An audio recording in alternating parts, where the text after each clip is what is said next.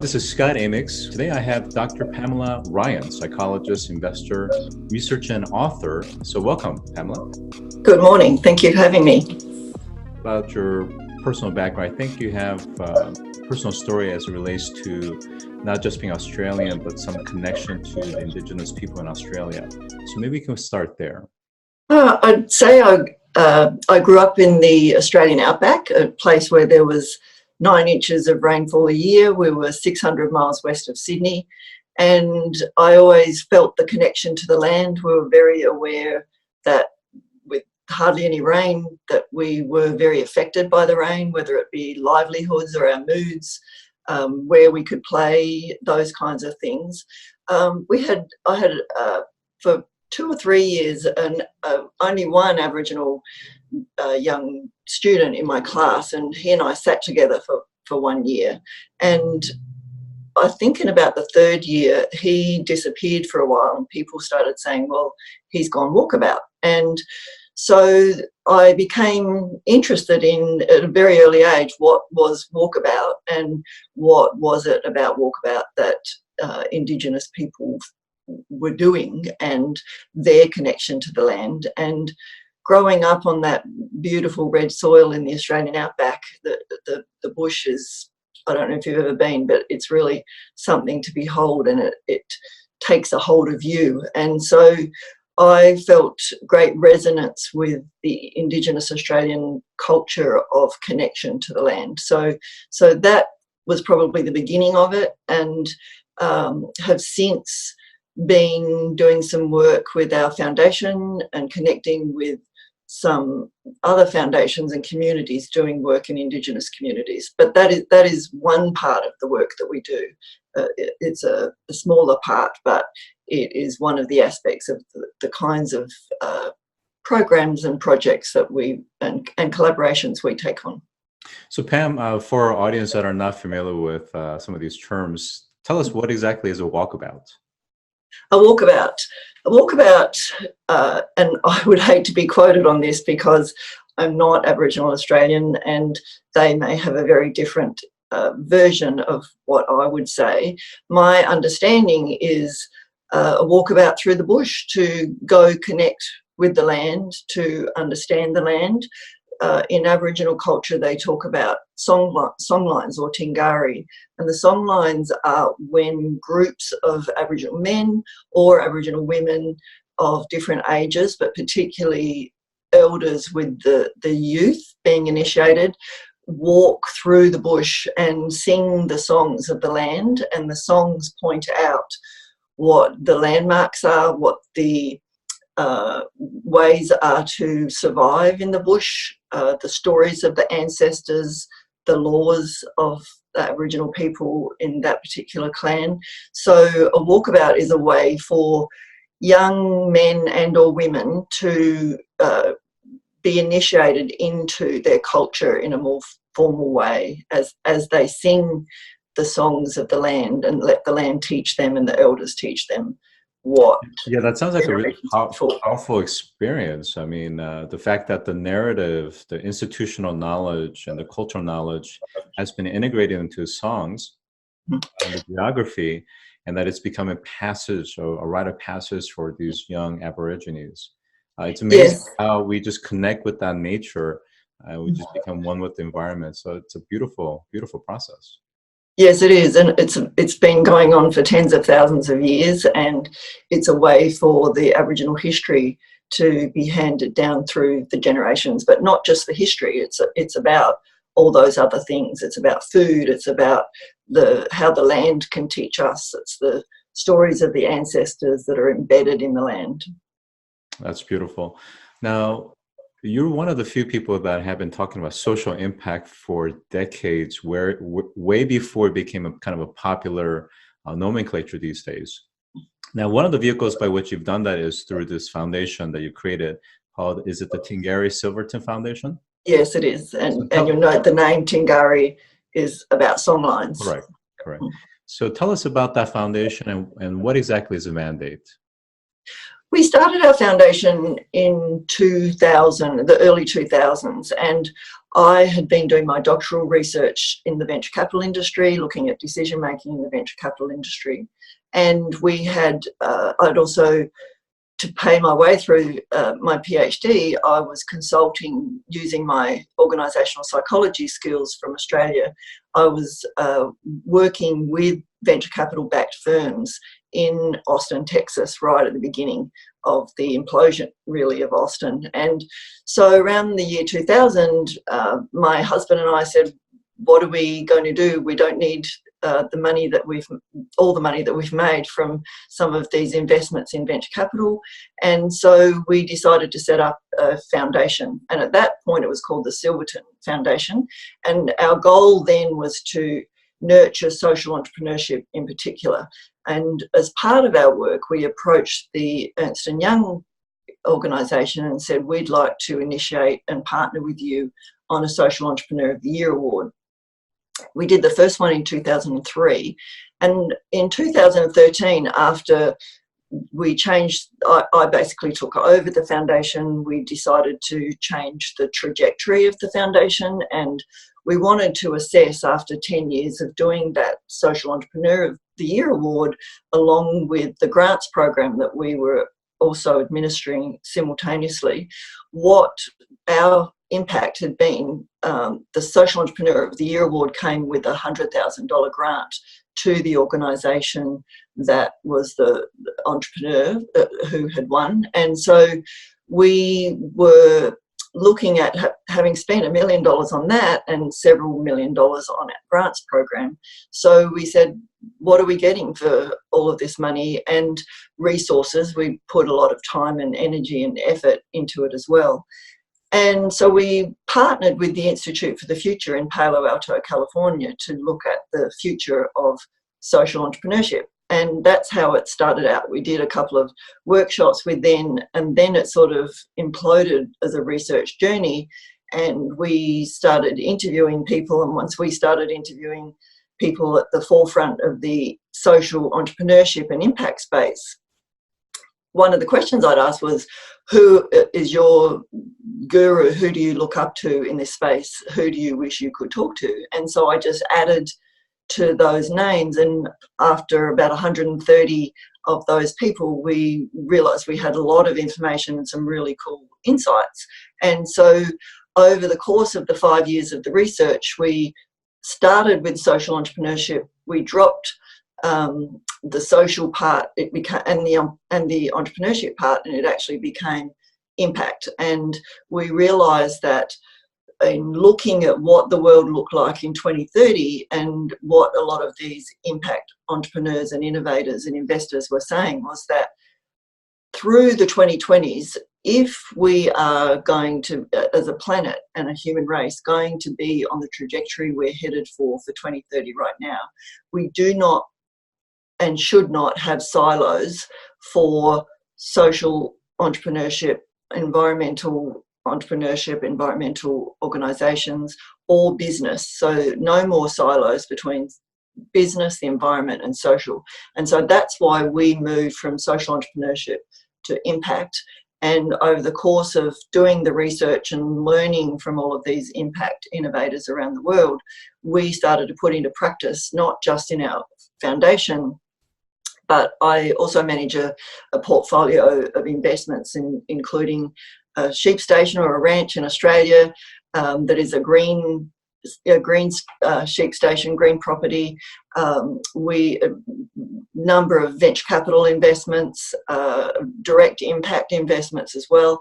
So we wanted to turn our entire portfolio into a portfolio intentionally toward impact, and which means basically doing more good than harm. Now, all of this work eventually led you to your most current book that's recently published called Impact Imperative, where you explore the challenges facing our planet as well as humanity. And you mentioned 2030 as kind of a point in time that you look at. Yes. Specifically looking at some of the threats and challenges such as climate change, shift in global population, and of course the movement of population. Power balances, the widening social, economic, and the income disparities, and just the tension among just the extreme political views. Tell us a little bit about what exactly is the book about, and then some of the core key takeaways that the listeners can actually use on a practical level. Yep. So when we partnered with the Institute for the Future in Palo Alto, we started to do scenarios for what kinds of 2030 we might be in for.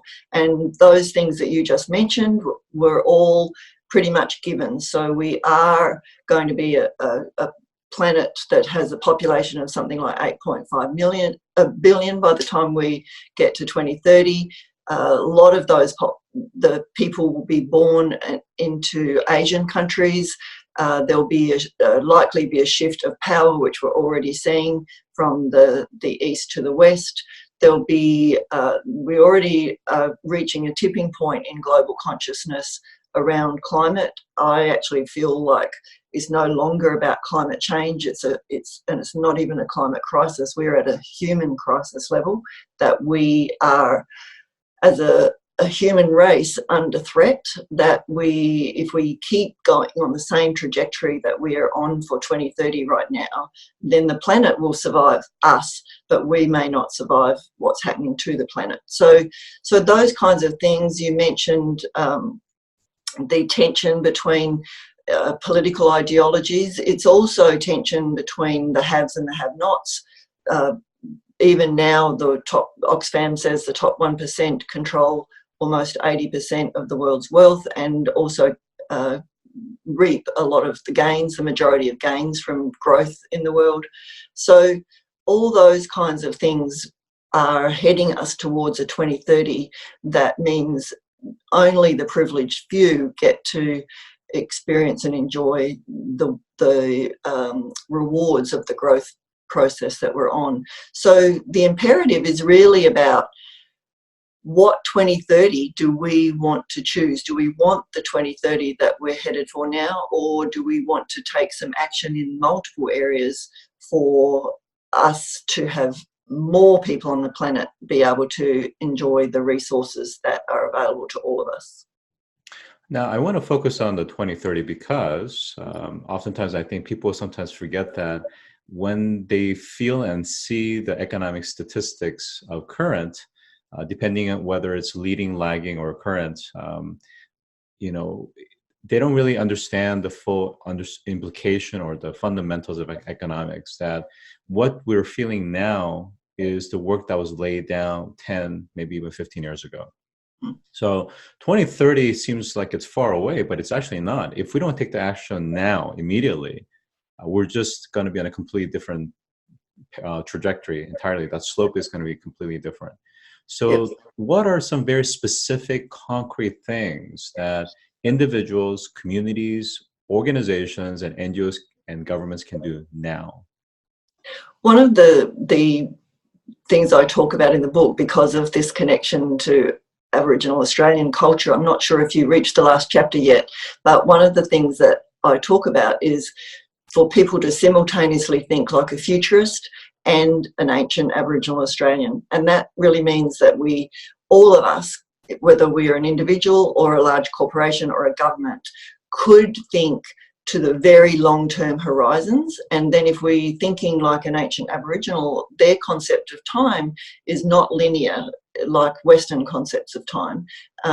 In fact, I'm just realising I made a mistake earlier and said east to west when it's west to east is the power balance. But Aboriginal culture treats the past, present and the future all in the now. So every single thing that I do in the now has come from everything in my past and everything in my ancestral past, as well as everything that's in my future and my descendants who come after me. So that concept was called every when by an Australian anthropologist about 30 years ago. And so ancient Aboriginal culture act in their world as if everything they do now impacts something, somewhere, sometime. And so if we as individuals or corporations or organisations in the now think about, and basically it's ecosystem thinking, if we think about our act can have an impact on someone, somewhere, sometime, then we may do things slightly differently and hopefully majorly differently. And so those two things are critical. So think like a futurist and an ancient Aboriginal Australian. Think in terms of ecosystems and multiple impacts that reverberate throughout the ecosystem, and the planet and the universe is embedded ecosystems down to our own local ecosystem. So those are critical. There are also things that impact innovators around the world do, like author their own trajectory. So if we say we can make a difference, and each of us can make a difference, then we can set out to chart our own course towards the destination that we're looking for. We can also interpret scale. The venture capital model of success is often scale in terms of growth, and so we can look at scale in multiple ways. It might just be that some concept can be copied. We can look at how we define success. So if I don't think, and a lot of the innovators and entrepreneurs and investors we spoke with around the world define success really broadly. The old notion of just financial returns on investment won't wash, as connectivity with technology means that we're being held more accountable and have to have more transparency as we progress through the 2020s. We will not get away with bad behaviour as we might have in the past, and cones of silence won't work. Another thing I would say that came out of the work is diversity. The research is really clear about the involvement of minorities, particularly women, in decision-making groups. So as you would know from venture capital, the statistics over the last 30 years have shown that women only receive about 2% of all venture capital. Only 1% of decision-making partners in venture capital firms are women. But all the other research on performance in organisations shows that when there are women as part of a decision-making team, whether it's a Fortune 500 company, a startup, a venture capital fund, then the financial performance and the other types of performance are superior than if there were no women. And the same goes with some minorities. So becoming more diverse in decision-making teams will also be highly important. So those are probably some of the main things. All right, so let me just kind of recap a little bit, is that, I think what you're really talking about is a change in culture and change in mindset. Because Yes. what we're talking about, publicly traded companies where they're really led by quarterly earnings and Wall Street expectations. And that, of course, correlates back into their decision-making, their strategy, and foregoing a long-term investment and internalizing the externalities. Rather, they focus on short-term gains that may not be very beneficial, in some ways even corrosive for the organization as well.